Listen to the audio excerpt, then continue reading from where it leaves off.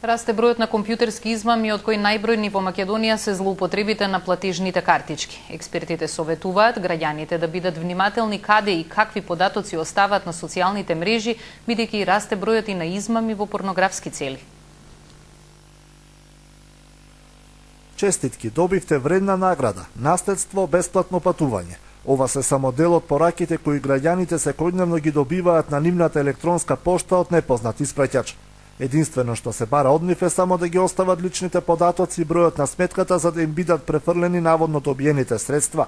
Оние кои ќе го сторат тоа, не само што ќе останат без ветената награда, туку и без своите пари, кои завршуваат во џебовите на вештите компјутерски криминалци, предупредуваат експертите. Тие укажуваат дека компјутерските измами се во пораст во целиот свет, а имуна не е ниту Македонија, каде најмногу злоупотреби има на платежни картички. Скроз ефикасна заштита нема.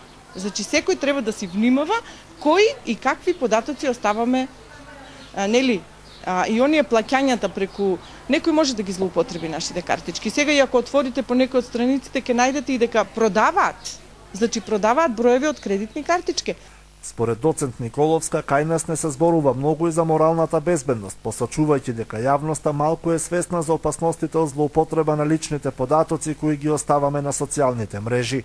Младите деца ставаат фотографии на Facebook. Не знаат дека тие фотографии од некого ќе бидат симнати, па преку Photoshop обработени, истите искористени за порнографски материјал.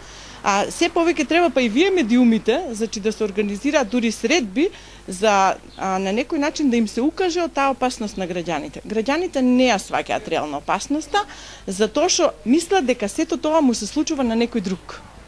Николовска предупредува дека се поголем е бројот на лица, најчесто од помладата популација, кои сакајќи брзо да стекнат богатство, влегуваат во водите на компјутерскиот криминал, поради што е потребно и државата да ги надгради своите одбранбени капацитети, а специјализираните служби постојано да ги следат светските практики во борба против сајбер криминалците.